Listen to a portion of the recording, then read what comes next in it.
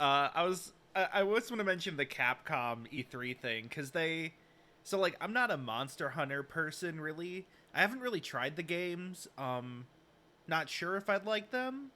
It's not exactly the type of thing I'm normally into, but besides that, there really wasn't a whole lot for Capcom. They spent a lot of time talking about like the Capcom esports side with like the Capcom Pro Tour, but I was really hoping for I don't know anything. There wasn't like they briefly mentioned a mobile Mega Man game. I think maybe that was a leak I saw on Twitter, but I was hoping for like either something new for Mega Man or like Street Fighter 6 news or something. You know, not necessarily. Oh, I guess there was Great Ace Attorney trilogy was officially confirmed to be translated. That was fine. But E3 from Nintendo, on the other hand. So, just to start off the top of the day, how the hell do you draw Kazuya's hair? I'm not even gonna try. I'm just gonna do like yeah, it's kind of like that, isn't it? And then it goes like, nope, I don't know. But Kazuya for Smash, pretty cool. He it kind of looked like he was doing like a weird don't mind my art skills by the way. I definitely saw him use like an electric little punch a little bit. Maybe not that shade of purple, maybe like this shade of purple. They had the whole Devil Kazuya transformation as well. That's pretty cool. It kind of looked like it was showing that it happens when he gets a certain amount of kills or something. Because it showed it after he dumped a bunch of people off a ledge, which was really funny. It was a good trailer. I'm excited. Even though I haven't really played Tekken, it's cool to see a Tekken rep. I think a lot of people are just kind of unfamiliar with it. It seems, but like, I mean, like, so we have a Street Fighter rep, two actually, with Ryu and Ken, and then we had Terry for Fatal Fury slash King of Fighters, and so it makes sense that another like classic fighting game that still has a pretty big presence is being supported. Also, it makes a lot of sense because of Bamco's involvement in Smash. So that's cool. You know, I'm excited to play him out, try him out, play him, whatever. I like Terry and the Street Fighter characters because they have like the cancels. It feels very nice in a game that's otherwise kind of rigid with attack timing, as far as like your amount of recovery frames on every move. So it's pretty nice to have something. Uh, I don't know if they'll do cancel specifically or more of like Tekken strings, but we'll see. It looked pretty fun though. So after that, I think the next topic I want to bring up is wow, that does not look the way I want it. See, I'm trying to draw Eye from Monkey Ball. He kind of has like Jimmy Neutron hair, but then he has like two big monkey ears, and then he has like big eyes, and I'm kind of drawing those Taco Bell dogs. It looks like, but Monkey Ball. I'm a big Monkey Ball fan. I played Monkey Ball 2 on the GameCube. I really don't think I've played any other games on this. Wait, nope.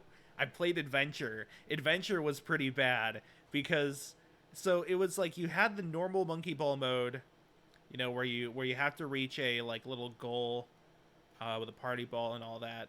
But then you had this like Adventure 3D platforming mode where you still had to roll around a bunch, but like instead of this very straightforward get to the goal, it was like, you know, climb the staircase of grassy fields and jump between the islands of the monkey archipelago,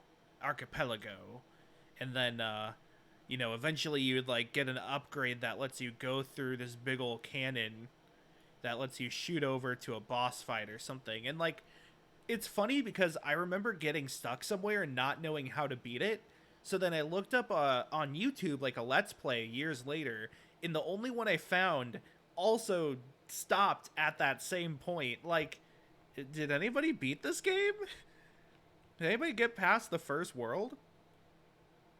I don't know, but it looked like it had like remastered stuff from Monkey Ball 1 and 2, kind of a deluxe esque thing. Personally, the only reason I haven't really played deluxe is because I don't like the PS2 controller as much as the GameCube controller, especially for something a bit more precise like Monkey Ball. And I don't have an Xbox to play deluxe on. But, remastered stuff is fine. It's kind of like, there's the whole thing with movies where people are kind of upset that it feels like a lot of the kind of more Hollywood blockbuster studios are making only remakes. But, like, I don't know if that's like really a thing in Hollywood. It's supposed to be a little Ghostbuster. It looks very bad, I know, don't mind me. But so, like, I don't know if that's really a thing that's... Because, like, you still see a lot of original movies coming out. Same with this, like, there were a ton of remasters announced. Monkey Ball, and then a few others I'm going to mention. But, like, they did also have new games, and so... I don't know, it's like 50-50 split almost. There's definitely stuff I'm excited for that's both new and remaster. Monkey Ball, though, like, Banana Blitz was bad, and they did... I don't even remember what Monkey Ball came after. Step and Roll?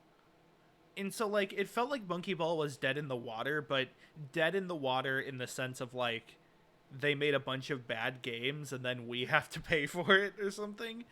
Banana Blitz HD people definitely bought that with the whole, like, show them you support the series, and it seems to have worked. So I'm glad we're getting the good Monkey Ball games again. Also, Monkey Ball is like platforming, not really platforming, the like marble rolling stuff notwithstanding, the party mini games are all pretty good. I definitely remember spending a lot of time on like Monkey Fight or Monkey Target, where you had to like land on a bullseye. It was really difficult. You like go off this ramp really fast, and then the Monkey Ball opens up into these like sort of half dome glider things, and then you glide over and try to land on it, and that was pretty fun. Monkey Fight was like an arena with a bunch of boxes, and the boxes give you items, but then the Monkey Ball has like a punching bag or a boxing glove, and so you would just like punch each other off stage. It's just good dumb fun. Then there's also the Advance Wars remaster. I only played Advance Wars Black Hole Rising, and only for a little bit, because my brother never let me play it when we were kids. I'm pretty excited for that, because like Advance Wars is really cool. I really liked Wargroove, even though I never really finished the campaign. Wargroove had a lot of like more RTS style things where you had to like move your commander across a field. And on the other hand, Advance Wars is typically more so just the like map control, take over all the cities on the board, go to your opponent's base, destroy your opponent's base, that type of stuff. And less about like escorting an individual person. And then also the other big one was Mario Party Superstars. So, first of all, I like Super Mario Party. I know I'm kind of in the minority on that, but I think Super Mario Party is pretty good. It could definitely use more boards.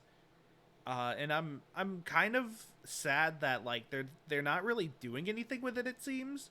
This seems to just be a new game and not like DLC for Super Mario Party, or something like that. It'd be nice if you could like connect them and play one in the other or something, but I don't know how much the board design in the new game really would interact with the like dice mechanics from Super. But so it has boards from 1 through 3, and I've never played 1 or 2. I know 2 is like very beloved. That's the one where Mario has like a cowboy hat, and he's like, wahoo! I don't know what that's supposed to be. He's like, wahoo! That's his hand, and there's like a dice block. But that's the one with like themed levels, and they've announced Spaceland from Mario Party 2, and they've announced Peach's birthday cake from Mario Party 1, but they haven't announced anything from 3 yet as far as boards go, at least that I've seen. They've also said they're only having 5 boards, which, to be fair, is more than Super Mario Party's 4 boards, but 5 boards is, actually, so we played Mario Party 6 on Saturday. I played it with some friends, and if I remember correctly, that only has 6 boards. Hold on. Does it have 5? No, yeah. That only has 6 boards. So 5 isn't too much. 4, 5, and 6 are all very good. 3, I really like. I mean, I grew up with it, so it's kind of nostalgia, but, like, 3 has a lot of cool mechanics that you don't see in the other games. Like the poison mushroom, which sends you backwards. It's kind of like this. And then the fun thing about the poison mushroom is that you can use it on yourself to make yourself go backwards. Also, the other thing is that the Bowser roulette, which is the thing where, like, if you land on a Bowser space, he does the like random chance thing. It's actually deterministic in that if you press A, it'll pretty much choose whatever you pressed A on. It goes fast, but if you can like land it on the right spot, then you actually succeed in getting what you want. So you can kind of influence that. 4, 5, and 6. Sometime I'll have to talk about the items in the Mario Party games because they're pretty interesting in how they function in different games. I like all of them 3 through 7. I like Super. Again, I haven't played 1 and 2. But so since they haven't announced what 3 board they're doing, I hope they do 2 boards from 3. But since it's not 1 or 2, I'm kind of worried that they'll do a board from 1 and 2 as well to have 2 of each of those. Just because those seem to be more like universally remembered. The ones I hope for from 3 are Chilly Waters, which is the first board. It has this like big ice lake in the middle. So Mario Party 3 boards are all about making it really annoying to move around the board, which they changed kind of afterwards. You go around in like a clockwise order. There's these pathways along the board that if there's 2 people on the ice, then it cracks and you kind of go to like a safe zone that's I think like around here or something.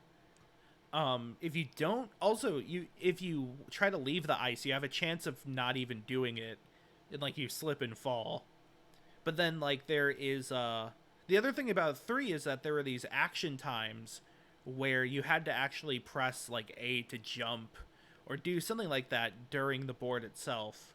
So for Chilly Waters, there was a snowman. What's his name? Is that Mr. Chili? Something like that. The snowman from the N64 games. And he would throw a snowball and it would like roll along the board. And if you don't jump over the snowball, you get chased to a safe zone that's like on one of the corners.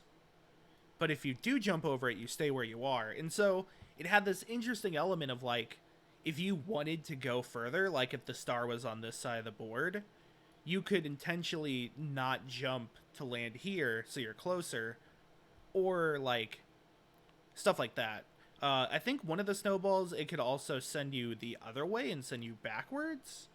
Don't quote me on that, though. I need to make a bigger canvas. I'm already running out of space. Look at this. Zoom. The other boards I'd want to see, I mean, Deep Blooper Sea and, what's it called? Spiny Desert, I think it is, are kind of classics. Deep Blooper Sea. It has this giant blooper in the middle. Bloopers are weird because they have like, their eyes are like inside another eye. You know what I mean?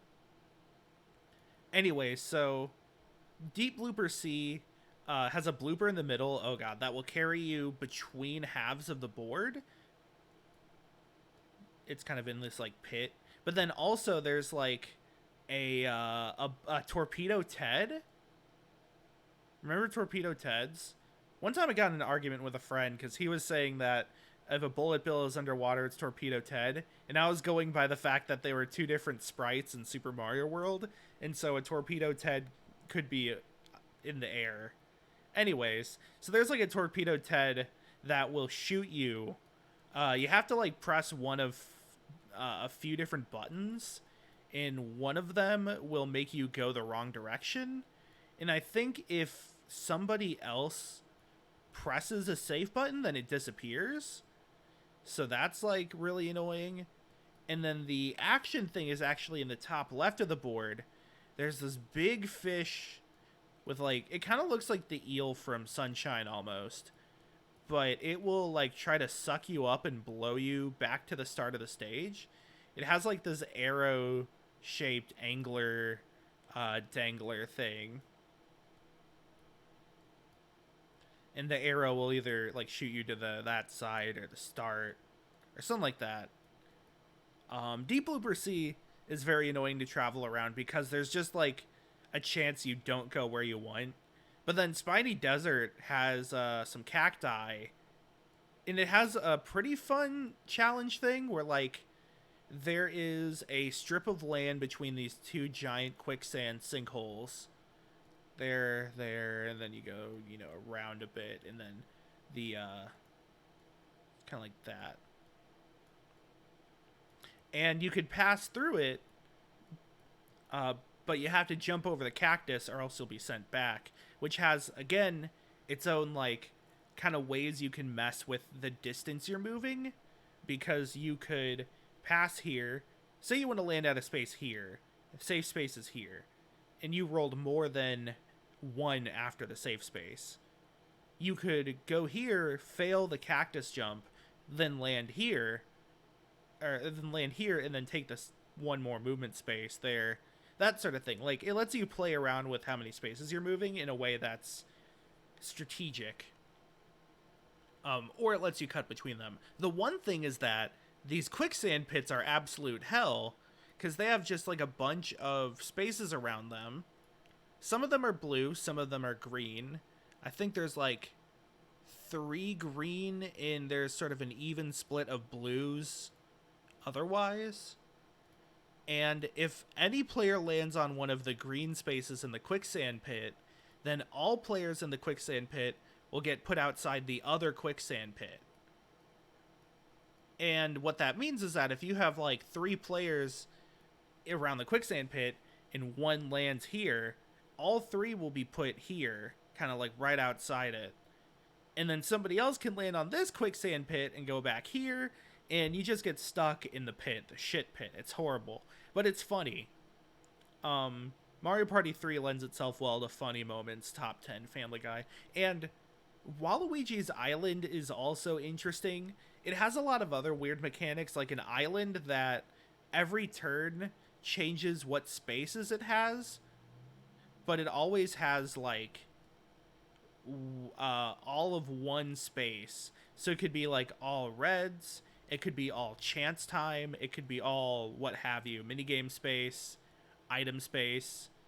I actually wonder if they're going to have item minigames. Just talking about minigames for a second, they showed some classics, like they showed Boulder Ball. Everyone loves Boulder Ball. I love Boulder Ball at least. Boulder Ball is really fun. They showed Messy Memory, Mario Puzzle Party, which is just a falling block puzzle game. Kind of Dr. Mario-esque, where like you make chains of the same color. I think it requires only 2 of the same color instead of like 1. So you could have it set up like this, and you could put a red here, but you would also be able to clear something out by putting like an orange here. Like so. Whoops. So you could do like an orange and a green or something. You get the idea. So yeah, it should be fun. I hope I can get people to play it. I'm looking forward to it because, I mean, I haven't played 1 and 2, but hopefully by curating the mini games, it'll be an enjoyable experience in those fronts. Because, you know, Mario Party 1's kind of infamous for its mini games and destroying hands and control sticks and what have you. It'd be interesting to see if they change the controls too much to, like, you know, because they were on an N64, which is a completely different controller in a lot of ways. I don't know. There's a new WarioWare announced. I'm excited for that. I like WarioWare. It's like a series that I haven't played every game of. I've played Smooth Moves, DIY, which is kind of a WarioWare game, and then I played Gold, and that was really fun. The new one looks interesting because it's like you choose characters, and like some of the characters have their own abilities. The one that I remember they showed out was, what is it, Orbulon, the like alien character. Had like a little UFO that he flew around in. That looked kind of funky. And then it also has like a 1v1 mode that I couldn't really tell if it was co-op or versus. It looked like there was like a mini game where like you had to tie something.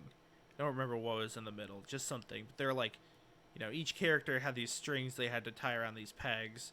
And it looked like it stopped the moment one person got it all the way instead of the other person. So that'll be fun. I like WarioWare. It's a good series. It's nice to know they're still making it. It gives me a bit more hope for a new Rhythm Heaven, because they're kind of related. And then the last sort of big note, because so I'm not big on Breath of the Wild, so Breath of the Wild 2 kind of did nothing for me. You know, it's that open world style I'm not a fan of. It had like a cool looking floating castle, so I guess that's fun. I don't know. And then same for Hyrule Warriors. I just haven't played it. It was funny to see that you could play as one of the like guardians. Like that's a funny inclusion that I mean, it reminds me of like they added Tingle, I think, to the first Hyrule Warriors. It's kind of like that. Just a fun little joke character than anything. So then the big announcement that I'm excited for is Metroid Dread. They said something about like the end of a story arc that started with, I think, either it's like the end of a story arc between Samus and the Metroids. I don't really know. I doubt that means the Metroids are going to be gone, you know? Like, it's called Metroid. You gotta have Metroids. That might be, like, a continuation of Super Metroid and all that with, what's it called? With, like, the Metroid. Duh, the baby Metroid. Like, I'm imagining that's more of what they mean. Also, end of a story arc just means end of an arc. There could be like a new arc, you know, like the Cell Saga.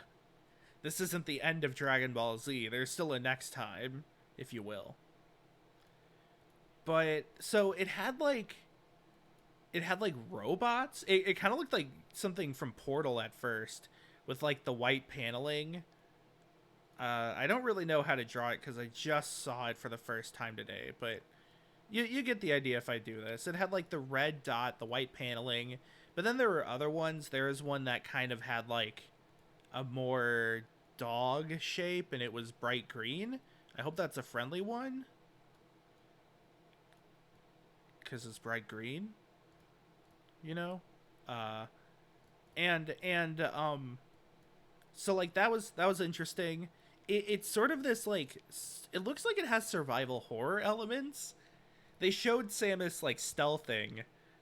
So there's one of these little robots, and then Samus was like crouched over, you know, but like Samus had like this shadowy cloak on to hide from the robot. Yes. If you haven't seen these Hasu, this is my unpack. It's where I talk about things with MS Paint. Yeah, so I mean, I like the 2D Metroid games. The lighting in the interior design reminded me of Shadow Complex, and I kind of want to stream Shadow Complex now. Shadow Complex was released as like one of the original launches for Xbox Live Arcade, and it's another like exploration platformer like that. It's actually super broken from a speedrunning standpoint. Um, I think Green Link did a lot of glitch hunting in that. That's still relevant. It's a really fun game too. Has a lot of cool mechanics and ideas, but like it was kind of the same with like there were definitely backgrounds. They were mainly the typical Metroid of like caves and machines. Like I wouldn't expect much else from Metroid as far as environments, but they also like they kind of connected to the foreground in a way that made sense, which is nice. But then something about the lighting just struck me as shadow complexy. Maybe it's because like a lot of the platforms were pretty dark, with like dark platforms and then dark backgrounds. But then like you had your machine like platforms that were really bright. I don't really know what it is. It just feels like an Unreal Engine 3 or 4 game instead of something Nintendo made, which is I don't know, it's interesting. I think the dread part with like the monsters chasing Samus was really neat. They talked a lot about like different upgrades you get. I hope it's a bit more on the non-linear side as far as where you can go when you unlock things. I think something that really turns me off from a lot of indie exploration games is that it's very much like area, then you get an ability in your like your chest or whatever, gate, area, and then maybe like there's another gate over here, but it's a gate you couldn't access before, and there's no third gate to go from. So it's like going area to area, but you're not really given a chance to branch off. Hollow Knight spoiled me in that regard. Hollow Knight has so much branching, especially once you get to City of Tears and get like the main quest line going. So I hope it's more of the latter and not the former. But I'm a bit more confident, you know, people who are veterans of this style of design. Um so yeah, I think that was the main like yeah, branching paths are the hallmark of a good Advania. Oh yeah, I probably should at the people in my Discord and also probably make a I've been meaning to do some like spring cleaning for the Discord. Gato Roboto had no branching paths. Yeah. Um Blasphemous didn't have branching paths. I mean, it had one branching path, but only the one from the start. It was a Shrek Party where you could choose one of three pathways, but all of them are linear. And that was what kind of turned me off of Ori and the Blind Forest. I mean, I finished that game, but that was also really linear. And it wasn't much about exploring previous areas. It was like, you know, you had your big map, but then it was like, okay, you did this part over here. Now teleport back to the middle, and then you can go to the right now. And then now that you've gotten that, you can teleport back to the middle and go down left instead of up left, that sort of thing. Um, just a quick sort of going over other things from E3. Final Fantasy Origins is funny. Not much else to say about that. Still excited for Psychonauts 2. I think replaying the original Psychonauts and doing the episodes over it made me even more excited for Psychonauts 2. I'm really interested to see what they do. Trying to think of some of the other stuff. As far as like the indie games go from various conferences, Phantom Abyss I'll probably play a lot. Or at least a little bit. It looks pretty fun. I like the platforming from what it looks like. Having a whip you can grab onto things with is cool. There's not a whole lot that stood out. I guess Tunic. Tunic, any Zelda likes. I'm still like some of the stuff is just things I already knew about that I'm interested in, like Sable. I had heard about already. They showed a bit more. That still looks cool. As far as things from like the major studios go, it's like Psychonauts 2, I guess Redfall, but that's mainly because Arcane has a good track record, and I'm sure they could do something interesting with it in like the co-op shooter genre. I feel like there is something else. Yeah, Devolver kind of usually has the most interesting games to me. I think I like a lot of the stuff they publish. What was it? I feel like there's something else Microsoft had. Oh, I guess Forza looks cool. Oh, what was it? Shoot, okay. There was a Hot Wheels game I saw that I don't think had an E3 trailer, but it looked fun because it was like it looked like just a love letter to Hot Wheels. I don't know if you know this, but I'm not a big fan of Hot Wheels. I had a lot of Hot Wheels as a kid, but I wasn't like a Hot Wheels kid per se. But I did have a PC Hot Wheels game that might have just been a demo. I don't remember because I was really bad at it, so I never really unlocked much anyways. There was also like a game on GameCube called, I want to say it was just like Hot Wheels World Race? And that was cool because it had the like Sonic Riders thing of like going on the walls and then on the ceiling. I guess Crash, one of the Crash games, the Crash racing games also did that, where it was more like future tech and 3D. And then I guess Mario Kart 8's the most recent. But this Hot Wheels game they announced also does that. It looks like it's been announced already for a while and it's been in development for a while, but it looks fun to just mess around with. And Forza has like that track editor, so that'll be fun. So yeah, overall, like, I kind of get that there wasn't a whole lot because of, the last year. I assume most of the things that we saw today were more in development in 2019 anyways, just because of development cycles. And I'm sure that stuff that began in 2020 kind of had some trouble. So it is what it is. Nintendo definitely had a lot to show that I am excited for, though. Whereas a lot of other things, like there are so many co-op shooters. In Redfall, I'm more excited because it's Arcane than I am excited for a co-op shooter.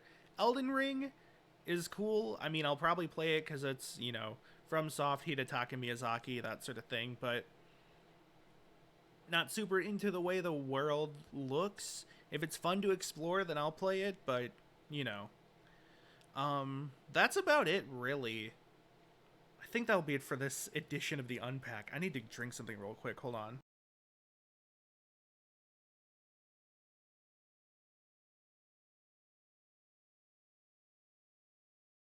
And yeah. Oh yeah, there is the new Ollie Ollie. And I guess there was the Glomwood trailer. I'm excited for Glomwood. I like, well, I would say I like immersive sim style stuff, but I guess the better thing is I like stealth games.